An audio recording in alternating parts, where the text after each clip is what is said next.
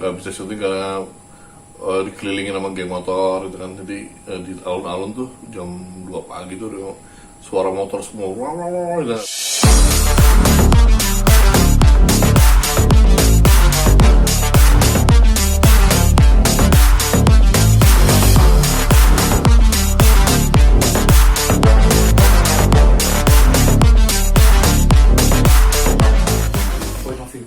Ya, point of view setiap orang pasti beda-beda ya. Kalau film ini sih diangkat dari point of view keluarga gitu kan. Hanya dari kacamata keluarga gitu kan. Keluarga bercerita kepada gue, kepada tim produksi dan penulis gitu kan. Kita jadi sebuah skenario berdasarkan apa yang keluarga lihat ya, dari sudut pandang ya, apa yang keluarga ceritain gitu kan. Ya, itu sudut pandang kita gitu kan. Kalau sekarang filmnya filmnya ditayangkan terus banyak bergulir kemana-mana nih spekulasinya, terus bahkan sampai ada yang bilang nih yang udah polisi bergerak, terus bilang banyak yang bilang salah tangkap, ya polisi yakin ini adalah pelakunya. Ya kita belum tahu sih, maksudnya banyak banget spekulasinya, dan kalau orang mau berpendapat sih silakan aja gitu kan. Tapi kan kita tetap mesti menghargai proses hukumnya juga, terus menghargai keluarga juga gitu. Ya saling menghargai aja sih, jangan saling menghujat, jangan saling merendahkan atau menyalahkan yang lainnya, karena ya proses kasus kembali diangkat, proses hukum kembali berjalan. So far sih apa yang dikatakan waktu lagi gue research ya, keluarga dan semuanya masih sejalan dengan apa yang polisi keluarkan ya dari hasil penyidikan segala macam gitu kan. Walaupun banyak pengakuan dari yang ini nggak salah tangkap segala macam, tapi kan kembali lagi kan kita punya hukumnya gitu ya, semuanya harus dibuktikan dulu melalui proses hukum gitu kan. Masalah itu benar atau enggak, nggak ada yang tahu gitu kan. Siapa yang tahu gitu kan? Saya juga nggak tahu ya, masing-masing punya kebenarannya sendiri-sendiri gitu kan. Ke warung ibu ini gitu. Nah itu sampai ke TKP, ya itu warungnya tuh, ininya tuh kejadiannya semua diceritain sama keluarganya, sama kakaknya, sama bapaknya, ikut kita kan ke TKP, ke jembatan ya semuanya, bahkan lokasi syutingnya pun kita ambil di tempat TKP-nya gitu. Ya kita semuanya kita jalan dan kita ikutin, dan apa yang keluarga tahu itu udah diceritain ke kita semua sih. Ya nggak ada kejanggalan sih, ngeliatnya gitu aja ya, sesuai aja dengan apa yang diberitakan, dengan apa yang mereka ceritakan, ya itu yang apa yang gue filmkan. Gitu. Kalau sekitar kesini penyidik dapat beda lagi ya nggak tahu, belum tahu lagi gitu kan. Maksudnya kalau ada penambahan ya berarti kan belum kita alami di sebelum pas lagi research gitu. Kita kan itu juga dapat kan berdasarkan apa yang penyidik katakan, apa yang sidang putuskan gitu. Dan salah satunya apa yang tim lihat juga kan pastinya kan, pada saat penelusuran itu kan. Iya, ya dari Taman Sumber ke sana, terus habis itu dipukulnya di sana, dibawanya ke TKP, terus ke sana, terus dibawa lagi ke sana. Ya, pada malam itu kejadiannya seperti itu gitu. Yang kita ketahui ya berdasarkan research dari keluarga. Nah, kalau yang kita filmkan itu kejadiannya nggak ada hubungannya sama orang itu gitu. Jadi kejadiannya dia udah diikutin dari Taman Sumber gitu. Jadi emang udah kita bikin, dia udah ditargetin dari awal gitu, dia lewat baru dikejar gitu. Jadi kita nggak, di filmnya kan nggak ada warung kan gitu. Makanya yang keluarga percaya sih begitu gitu, dia udah dipantau dari sebelumnya. Sempat datengin saksi juga nggak sih waktu pada saat research gitu? Saksinya yang si AF yang saat ini lagi hype. Nggak ada. Pada saat kita research nggak ada yang tahu di mana AF dan Linda itu di mana gitu. Kita yang kita tahu benar-benar yang kita temuin ya keluarga aja. Dan saksi-saksi itu kan baru saksi sendiri kan semua keluar. Nggak ada. Emang gini, kan nggak semua yang di film itu adalah fakta kan. Jadi emang ada dramatisasi yang terjadi demi berjalannya story gitu. Ada beberapa karakter yang nggak dimasukkan, ada yang kita ganti, institusi kayak sekolah sih pun sekolahnya kita ganti namanya apa segala macam. Jadi ada beberapa yang kita skip gitu kan, demi menjaga alur cerita yang lebih kompak menurut kita. Jadi kalau Di situ horornya kita hilangkan, institusinya kita samarkan, karakter ada beberapa kita hilangkan juga, terus ada beberapa kita tambahkan kayak jurnalis kayak gitu. Itu penambahan. Jadi itu film itu adalah film fiksi yang berdasarkan kisah nyata. Jadi nggak semuanya adalah fakta dokumenter gitu. Jadi bukan film dokumenter gitu. Jadi sudah ada dramatisasi di dalamnya. Nah, beberapa dramatisasi tadi kan warungnya kita tiadakan. Jadi kita bikin dia emang udah diincar tuh dari awal. Memang udah dibagi kan belum. Maksudnya filmnya masih berjalan dan keuntungan juga belum tahu berapa dan belum diserahkan juga dari bioskop. Jadi emang belum ada royalti gitu. Nanti begitu sudah selesai diturunkan dari bioskop baru ketahuan berapanya, baru akhirnya dibagi gitu kan. Kalau yang saya tahu sih dari sebelum pembuatan udah ada perjanjian dengan keluarga, udah ada kontrak segala macam, pembelian atau kemudian tuh pemakaian IP intellectual property dari apa yang tragedi yang terjadi atas dasar keluarga itu udah ada gitu kan. Udah ada kompensasi finansial juga pasti udah ada gitu kan. Dan di ending pun setahu saya sih ya pasti ada juga gitu kan. Setelah film yang selesai ditayangkan pasti ada kok, maksudnya itu bukan sesuatu yang itu kan private ya bentuknya, keluarga, finansial, terus sebenarnya nggak ajis lah diminta gitu. Keluarga juga nggak mau minta gitu. Jadi kita hargai itu sih. Dan bukan urusan saya juga kan, saya saudara di sini. Itu urusannya benar-benar PH produser dan mereka gitu. Tapi cukup tersinggung nggak sih Bang, lu salah satu mungkin dari bagian dari PH itu yang banyak yang menyenggol-nyenggol soal itu tuh? Enggak, ya maksudnya yang netizen kan ya apa juga diomongin gitu kan, ya dia kepo juga ya biarin aja dia kepo gitu. Kalau emang ada ya udah ada aja, kalau mereka mau tahu berapa ya buat urusan mereka gitu. Bahkan dari beberapa public figure juga ya yang ikut ya kan banyak public figure yang kepo juga kan, dan emang mungkin ada yang julid lah, mungkin ada yang benar segala macam, jadi hak masing-masing untuk berpendapat atau mau beraksi lah. Kita kan juga punya hak juga untuk meresponnya gitu. Berapa persen untuk narasumber dan berapa persen untuk produksi? Oh itu sangat relatif kan, karena misalnya satu film itu pun mungkin penanam modalnya pun nggak cuma satu orang kayak gitu kan. Nah mereka juga pasti kebagi-bagi berapa persen juga. Jadi kita nggak tahu juga itu pembagian terhadap si pemilik modalnya apakah punya dia sendiri atau dibagi berapa orang lagi gitu, kita nggak tahu ya. Nah itu masing-masing udah ada perhitungan bisnisnya sendiri-sendiri gitu kan. Tapi jadi bervariasi sih, mungkin bisa 1% atau bisa 10% atau bisa 50%, kita nggak tahu. Dan itu bentuknya sangat subjektif, jadi nggak ada polanya gitu kan, bebas aja gitu. Ya didatengin orang yang mengaku polisi aja sih gitu. Tapi gitu. bukan baju polisi gitu. Mencoba menghentikan syuting dan meminta skenario segala macam ya kita nggak kasih karena itu kan rahasia gitu. Dan baru kita mau naikin ke teman rekan yang di Polres gitu kan, terus dan Polda akhirnya mereka pergi sendiri gitu. Itu pas syuting di sana pas gitu. hari kelima syutingnya Di Cirebon itu berapa kali sih mungkin didatangin? Berapa kali? Sekali Sekali aja. keluarga sekali, kita sekali Gitu. Oh secara pribadi lu pribadi gitu Bang? iya kita pada saat syuting di lokasi didatengin.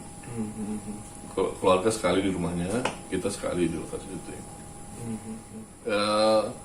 Mungkin pada saat syuting kita ya nggak bisa sempet yang nggak bisa syuting karena dikelilingin sama geng motor gitu kan. Jadi di alun-alun tuh jam 2 pagi tuh suara motor semua kita nggak bisa syuting gitu. Jadi kayak mau diboikot, mau dihentiin sama mereka gitu. Jadi ya akhirnya kita semua dialog kita ambil, kita udah dubbing gitu kan, karena nggak mungkin ngambil di lokasi dengan suara motor yang seperti itu.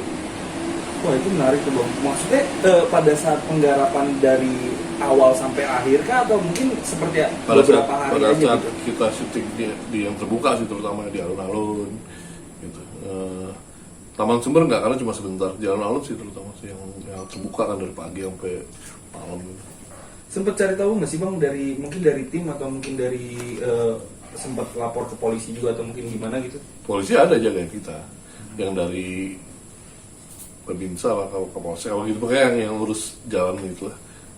Kita lapor ke mereka dan memang dijagain. Ada beberapa yang saya ada penjagaannya gitu. Terus ya udah, saya sih standby aja gitu, semua standby aja kalau nggak ada apa-apa yang terjadi ya kita ya harus siap gitu aja sih. Tapi alhamdulillah sih nggak ada apa-apa, dia cuma ganggu dari suara aja, gitu. Ya, kan semua dipagerin kan, nggak ada yang bisa masuk ke area syuting kita juga sih. Mungkin selain daripada itu, mungkin kesulitan lainnya dalam proses pada saat proses penggarapan ada nggak bang? Nggak ada sih, itu aman-aman aja maksudnya. Ya paling emosional aja kan, saya sempat nangis. Yang lain ngelihat adegan gitu kan, adegan ekspresinya si Naila tuh bagus banget kan di acting, jadi sempet yang keluar mata lah apa gitu. Ya sedih lah film ini, pokoknya lumayan deep lah pembuatannya, mengeluarkan banyak energi.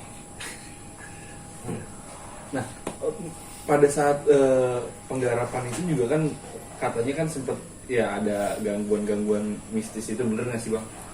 Beberapa ada ya, tapi nggak banyak sih. Apa sih yang seperti apa? Contohnya mungkin seperti apa? Kayak kalau saya sih, ini pada saat malam sebelum syuting kayak terperpan, nggak bisa gerak, tindihan, terus ngelihat yang aneh-aneh lah, ngelihat muka yang aneh, ngelihat ada cewek di baliknya gitu. Penampakan sih ada, itu penglihatan, dan di hotel sih terutama gitu, di hotel, habis itu di lorong, di apa, di yang lain juga gitu, sama kru-kru juga ada beberapa. Serempak kok, pada rata-rata tuh pada ada pengalaman, bukan diganggu sih bilangnya, ya pengalaman supernatural aja gitu. Nggak ada yang kesurupan mungkin. Surupan ada kru ada juga. beberapa. Tapi mungkin karena kita sih bilangnya untuk kecapean aja, dan energinya lemah, dia istirahat dulu, pulangin kalau nggak syuting dulu gitu. Pemainnya juga ada, cuma bukan kesurupan sih, dia kayak yang over, mungkin dibilangnya mungkin bisa kesurupan juga sih dibilangnya, over emosional yang akhirnya nggak bisa kontrol, dan dia untuk menghentikan dekat dia masih tetap berakting ya gitu sih ada. Ya makanya kan syuting itu kan, ini kan kita menyatukan semua energi kan ke dalam gambar gitu, ke dalam framingnya, energinya bercampur-campur gitu. Itu kadang suka ada yang out of control, ya kita balikin lagi. Ada beberapa yang baru, ada yang malah sampai ada ular di lokasi, begitu gitu ada. Ada yang pas kesurupan langsung 3 orang jebret bareng semua ada. Tapi yang ini sih relatif aman sih. Proses berapa hari mungkin di sana penggarapannya? Hampir sebulan syutingnya. 1 bulan. Kalau penggarapan dari awal hampir setahun lebih lah, dari development skenario sampai jadi film. Makanya kalau ada yang bilang, wah ini pengalian isu gitu kan, masa kita bikinnya setahun lebih buat pengalian isu doang gitu. Kita emang bakal tahu isu apa yang akan keluar enggak? Dari udah dirancang dari awal tahun lalu kan nggak mungkin lah gitu. Ini ya kita bikin dari awal tahun sampai keluar bulan Mei, ya mana ada yang tahu isu apa yang terjadi. Nah, ini bang, mungkin sedikit. Kemarin kan sempat ada asosiasi yang mencoba untuk menghentikan lah istilahnya, karena menganggap bahwa film ini tuh mengundang kegaduhan. Mungkin tanggapan seperti apa sih Pak? Kalau ada yang menganggap ini kegaduhan, berarti dia tidak menghargai perbedaan pendapat di Indonesia gitu. Saya aja yang dituduh macam-macam aja, fine aja, maksudnya saya menghargai semua pendapat kalau gitu kan. Kecuali yang itu tadi kan, kalau misalnya dia ingin merampas hak-hak kita dalam berkarya, nah itu problem gitu kan. Mereka kan ingin menarik film ini kan, ternyata yang kurang bijak sih menurut saya, lebih ke konyol sih, nggak berdasar aja gitu. Kalau emang film itu dinilai melanggar hukum atau apalah itu, memberikan ketidak amanan atau tentraman, baru mungkin bisa diturunkan. Tapi kan pertama film ini nggak ada melanggar hukum apa-apa, dari pembuatannya sampai penayangannya, terus nggak ada hukum yang dilanggar, dan udah lu sensor gitu kan. Yang bertanggung jawab atas layak atau tidaknya film itu untuk tayang kan lembaga sensor film itu. Kita udah ada patokannya, udah ada lembaganya. Kenapa masih sotoy gitu? Ya maksudnya oke lah untuk berpendapat, iya, tapi kalau untuk berusaha bergerak melaporkan ke polisi, mengkriminalisasi kita gitu kan, selain itu konyol, nggak berdasar, dan kalau teman-teman malah lihatnya ini nyari panggung aja, pansos aja gitu. mencari ketenaran di balik ini gitu. Maksudnya kan ini lagi naik ya orang pada pansos aja gitu kan. Tapi lu pribadi ngerasa nggak sih bang film lu ini bener-bener bikin geger satu Indonesia mungkin? Iya. Lah iya, maksudnya nggak maksudnya kita kan nggak ada yang menduga itu akan terjadi gitu kan. Maksudnya kita juga nggak tahu dia bakal meledak. Gitu. Kita bikin film ya, bikin film aja yang sebaik mungkin, yang terbaik menurut kita gitu kan. Tapi ini bakal meledak ya alhamdulillah itu nggak pernah menjadi formula siapapun yang tahu bakal meledak atau enggak sebuah film gitu kan. Jadi ya meledak ya alhamdulillah terus menjadi yang paling penting sih ini mengangkat kasusnya itu kembali kan. Karena masih belum terselesaikan. Harapannya itu dari keluarga, karena keluarga mengiyakan ya untuk mengangkat, menyelesaikan, menuntaskan kasusnya itu yang keluarga setujui film ini dibuat supaya selain menjadi pelajaran awareness buat yang lainnya ini jadi diusut kembali kasusnya harapannya. Oh, sudah berapa kan mungkin penonton? Selama 21 hari udah 5,7 ya seperti itu. 5,7 juta. Ya sebenarnya itu urusannya produser sih, director nggak ya udah asal tahu aja gitu. Tapi kan yang mempunyai target apa segala macam itu kan pengusaha filmnya gitu. Berarti udah melebihi target nih mungkin ya? Udah jauh lebih target. Udah jauh dari melebihi. Target, ya alhamdulillah masuk ke 10 besar film terlaris di Indonesia gitu. Bahkan di Malaysia ya bang? Di Malaysia juga katanya lagi nomor 2. nomor 2 ya. Terus di Singapura juga lagi naik kan. Terus kayak ada 7 negara deh yang akan naik kan gitu. Jadi fenomena dan maksudnya dia juga jadi wake up call untuk kita semua, buat industrinya, buat kepolisiannya ya kan yang supaya bisa mengerjakan tugas mereka, buat masyarakat supaya bisa lebih awareness, ya wake up call untuk kita semua. Terus kalau ada orang yang mencoba menghentikannya, aneh sih gitu. Kalau pikirnya tuh aneh, lu ada di pihak yang mana gitu. Kok mencoba menghentikan film yang akhirnya bisa mengangkat semuanya untuk menjadi lebih baik, untuk saling mengkoreksi diri gitu kan. Maksudnya manfaatnya banyak lah kalau kita lihat. Iya. Oh, gue pribadi sebenarnya gue netral kan, maksudnya gue berada menjadi sebagai masyarakat yang melihat ada pelaku yang ditangkap tapi secara profil nggak seperti apa yang kita bayangkan gitu kan. Semoga polisi mempunyai bukti-bukti yang jauh lebih kuat gitu aja sih. Dan kalau benar dia pelakunya, dia dihukum. Dan kalau ternyata bisa dibuktikan dia mempunyai alibi di tempat lain, atau dia bisa dibuktikan emang bukan dia pelakunya, atau secara DNA, secara sperma bukan sperma dia, ya harus dibebaskan gitu. Jangan sampai ada orang yang salah tangkap gitu. Bahkan banyak yang bilang secara hukum lebih baik membebaskan 1.000 orang bersalah daripada memenjarakan 1 orang yang tidak bersalah. Dan itu harusnya diterapkan di negara ini gitu. Kasihan mereka nggak bersalah apa-apa atau dihukum, pasti nggak bisa bayangin gitu. Kalau itu mereka menyalahkan film di atas itu, ya nggak logis dong. Maksudnya itu kan tugasnya kepolisian, penyidik dan persidangan. Masa filmmakers disuruh nangkep pelaku yang gimana sih gitu? Maksudnya nggak logis aja gitu. Aneh aja kalau ada yang menyalahkan filmmakersnya gitu. Ya pastinya kita pengen juga yang pelaku beneran yang ketangkap gitu, yang salah tangkap ya harus dibebaskan. Itu emang alasan yang paling pentingnya dari film ini adalah ya tegaknya keadilan kan, yang secara kafah, secara menyeluruh dan benar gitu kan. Nah, secara kalau misal dari itu sempat ada pembahasan waktu pada saat riset gak bang mengenai Peggy ini? Ya kita bahkan nggak tahu namanya. 3 DPO itu nggak dikeluarkan. Kan baru dikeluarkan setelah film tayang ya. Baru dikeluarkan 3 DPO. Ya kan tanpa foto malah ya. Cuma nama dan ciri-ciri aja gitu kan. Itu kita baru tahu juga setelah film tayang. Jadi yang kabar yang ditaruh di media dan dari hasil persidangan yang diikuti oleh keluarga, ya mereka nggak mengingat nama-namanya, nggak tahu bahkan nama-namanya siapa aja. Jadi cuma tahu ada 3 pelaku gitu kan. Nah, salah satu yang namanya Egy itu berdasarkan si Linda yang kesurupan itu, gitu, tahu namanya Egy salah satunya gitu kan. Itu dari Linda yang direkam itu yang kesurupan itu. Masalah bener nggak dia kesurupannya, saya bukan ahli supernatural juga kan. Sampai sejauh ini belum ada. Emang ke kita sih, ke saya sih belum ada yang atau kalau ke PH-nya. Ke saya sih belum ada. Jadi emang dari awal kita dikasih tahu bahwa keluarga dari Eki nggak membolehkan, nggak memberikan izin, makanya kita ganti namanya jadi Bang Jaki gitu kan, Kang Jaki, dan itu adalah orang temannya kakaknya Linda aja gitu. Nah itu dramatisasi supaya menaruh mengisi plot hole yang ada di film itu.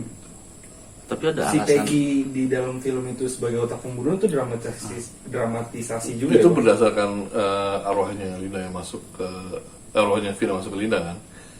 Bentuknya dia seperti itu ya dramatisasi. Kita nggak tahu bentuknya seperti apa aslinya gitu kan. Dan kita nggak tahu dia anak polisi atau bukan gitu kan. Makanya di filmnya adalah kita nggak gambarin dia anak polisi kan. Cuma ada mobil dalam polisi aja, bisa jadi itu punya kakaknya atau siapa, kita nggak tahu kan. Tapi kita nggak pernah menggambarkan bapaknya itu pakai baju polisi, saya polisi, itu nggak pernah. Jadi cuma dia anak yang rumahnya gedong aja gitu. Si Peggy itu. Si Egi ini gitu. Peggy, iya. Di dalam film namanya Egi. Ah. Kita nggak tahu nama aslinya Peggy atau siapa, kita nggak tahu. Itu menurut, karena informasi kita dapat hanya dari keluarga. Oh, jadi hanya sebatas karena yang rekaman suara Ya. si Sebelum itu nggak ada yang tahu. Nama Peggy itu baru keluar kan setelah filmnya tayang. Siapa nggak ada kontak, nggak ada akses juga ke sana gitu. Jadi selama ini berhubungannya keluarganya almarhumah Vina aja, dan itu pun aksesnya melalui ada dari PH gitu kan, dari di company ada salah satu orang yang emang terlibat tadi. Jadi kita emang menjaga banget akses ke semuanya gitu. Supaya nggak tumpang tindih.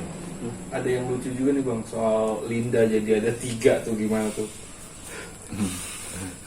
Ya, Itu lucu banget. Ya itu sebenarnya gitu, pas gue ya kayak ngecek dari netizen jago banget ya ngelacaknya Iya, kayak iya. ini netizen kayak kadang ngelebihin detektif gitu kan. Tapi maksudnya kadang gue bilang make sense juga, jangan-jangan ini si Peggy nih yang ada kupingnya itu gitu kan, yang apa antingnya yang Peggy yang sebenarnya.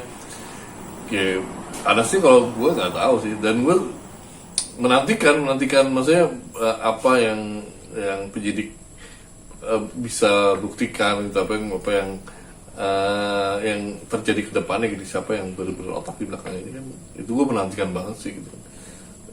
Jadi kita sama-sama ini kok blank kalau sama-sama nggak tahu gitu kan. Saya sebatas tahu apa yang udah difilmkan aja, selebihnya emang masih, bahkan yang difilmkan pun gitu saya belum yakin, maksudnya secara keyakinan gitu ya, pasti ada perbedaan gitu kan. Ya masih beda, masih belum bisa memberikan judgement yang 100% gitu. Ya di media sosial pun banyak netizen yang kirim foto segala macam kayak gitu kan, mungkin Jauh-jauh banget gitu. iya, perbedaannya mereka bilang beda-beda jauh, seperti apa itu? Makanya ada yang bisa jadi itu cuma cocok logi, bisa jadi itu benar juga, kita nggak pernah tahu. Ini udah benar-benar di tangan penyidik dan persidangan sih, udah nggak ada yang bisa lagi yang ya, kecuali emang dari netizen yang terus speak up untuk membuktikan bahwa yang sebenarnya adalah seperti ini. Pembuktian ini yang paling penting sih. Kalau tugas saya sih udah selesai kan, saya bikin film udah selesai. Nanti kalau apa yang terjadi, mungkin kalau someday ada harus difilmkan lagi, ya we'll see gitu. Lihat ke depannya seperti apa. Jadi inspirasi juga buat saudara yang lain, mungkin pernah bilang, wah bagus nih gini, gue mau ikutan. Pasti sih abis ini akan menjamur film-film dari Yeah. kisah nyata, berdasarkan kisah nyata, pasti menjamur sih ya. Dan itu konsekuensi sebuah industri ya seperti itu kan, ada satu yang meledak pasti akan pada mengikuti gitu. Bang, tapi lu pribadi gitu, maksudnya ngeliat yang kayak kemarin Linda setelah 8 tahun jadi kesurupan lagi, itu gimana tuh? Komentarnya dong Bang. Gue nggak berhak untuk mengomentari sih, maksudnya gini, gue nggak punya keahlian itu gitu, gue nggak tahu orang yang kesurupan bener nama enggak tuh, gue nggak tahu bedanya gitu, dan gue nggak mempunyai pengalaman kemampuan supranatural untuk bisa, wah gue nggak tahu gitu. Jadi gue menghargai aja kalau emang dia mengaku kesurupan, ya mungkin gitu. Masih 50-50, semua masih 50-50, jadi mungkin juga enggak gitu, mungkin iya gitu kan. Tapi menghargai aja, gue nggak mau menyangkal dan nggak mau ngejudge juga gitu kan. Tapi kalau dari gue, dari apa keyakinan gue, bukan terhadap Linda atau lainnya, arwah tuh nggak bisa memasuki manusia. Itu kan kalau dari gue kan, maksudnya dari yang keyakinan gue gitu kan. Jin bisa gitu kan, jin bisa masuk manusia. Nah ada yang namanya jin korin gitu kan. Nah mungkin itu yang bisa memasuki manusia atau masukin apa yang lainnya gitu. Bener apa enggak itu jin korinnya almarhumah Vina atau enggak, ya nggak tahu gitu. Atau bener juga itu kerasukan atau cuma traumatic experience saja yang secara psikologi. Jadi kita nggak tahu juga. Bener-bener serahkan aja kepada ahlinya lah. Bang, tapi kan ada satu statement Linda yang tersirat gitu, kalau bahwasanya dia memang kecewa gitu dengan teman-teman filmmaker yang ngebuat, karena itu semua terlalu mendramatisasi keadaannya. Ya.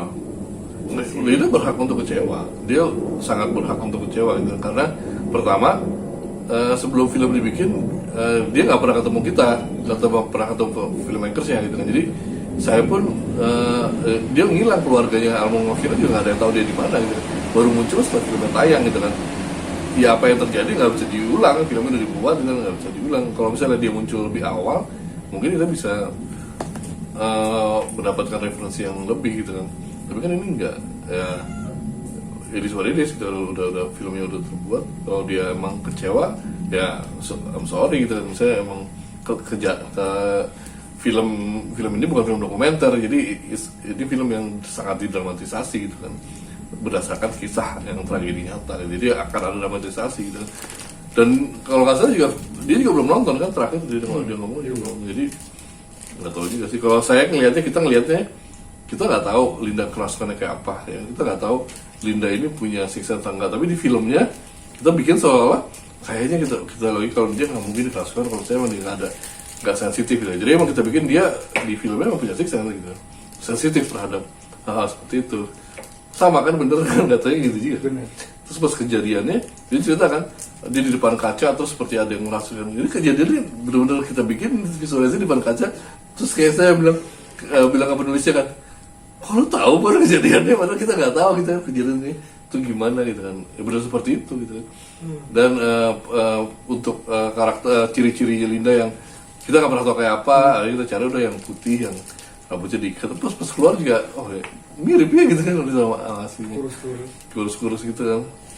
Ya maksudnya di luar kita nggak pernah ketemu sama dia nih, dari kekecewaan dia terhadap dramatisasi filmnya, apa yang digambarkan di film ada kedekatannya gitu dengan aslinya gitu.